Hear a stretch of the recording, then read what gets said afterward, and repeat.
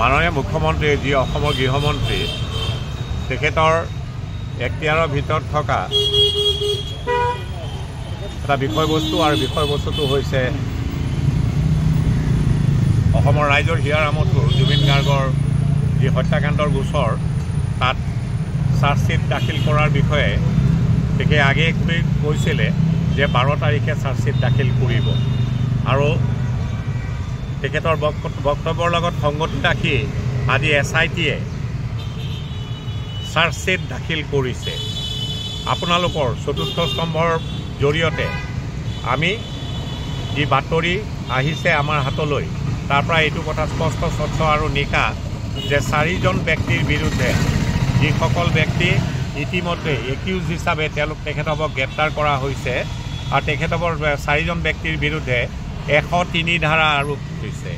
103 BNSৰ ধাৰাটো তাহানিৰ IPC 302 IPC লেখীয়া অৰ্থাৎ মাৰ্ডাৰৰ ধাৰা সন্নিৱিষ্ট কৰা হৈছে। সেই ব্যক্তিকেইজন হ'ল শ্যাম কানু মহন্ত, সিদ্ধাৰ্থ শৰ্মা, অমৃত প্ৰভা মহন্ত আৰু শেখৰ জ্যোতি গোস্বামী। এই 4জন ব্যক্তিৰ বিৰুদ্ধে চতুৰ্থ স্তম্ভৰ জৰিয়তে আমি যি খবৰ পাইছোঁ যে তেখেতৰ বিৰুদ্ধে 103 এই চাৰ্জশ্বিটখনত আৰোপ লগাইছে। 103 BNS নিশ্চিতভাৱে মাৰ্ডাৰৰ সংলগ্ন ধাৰা অৰ্থাৎ মাৰ্ডাৰ কৰিলে যি ধাৰা সন্নিৱিষ্ট হ'ব লাগে সেই ধাৰাটো সন্নিৱিষ্ট কৰিছে আৰু তাৰ ট্ৰাইলৰ অন্তত যদি দোষী সাব্যস্ত হয় মৃত্যুদণ্ডৰে তেনে ব্যক্তি দণ্ডিত হ'ব পাৰে বা যাৱজ্জীৱন কাৰাদণ্ডৰে দণ্ডিত হ'ব পাৰে, লগতে ফাইনৰ বিধানো আছে।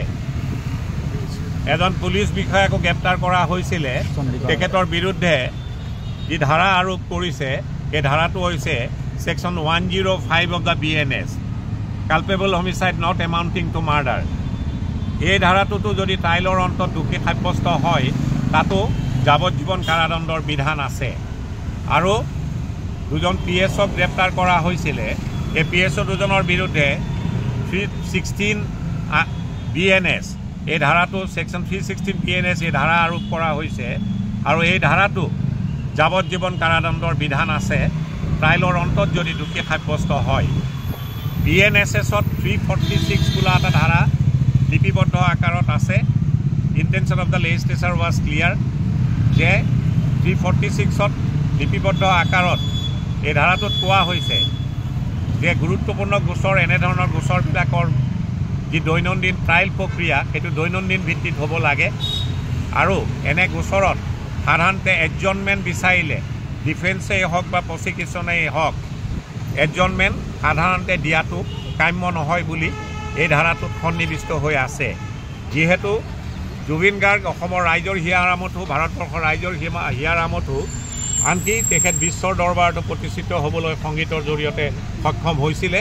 আজি চাৰ্জশ্বিট দাখিল কৰিলে আৰু আৰক্ষীৰ আওতাৰ পৰা নিশ্চিতভাৱে আজিৰ তাৰিখৰ পৰা বিচাৰৰ প্ৰক্ৰিয়া আদালতমুখী হ'ল আৰু আদালতে নিশ্চিতভাৱে অসমৰ ৰাইজে যি জাষ্টিছ ফৰ জুবিন কৈ আহিছে নিশ্চিতভাৱে আইনে আদালতে তাক আইনৰ সুব্যৱহাৰৰ জৰিয়তে তাক দিবলৈ সক্ষম হ'ব বুলি আমি সকলো অসমৰ জনসাধাৰণ আশাবাদী।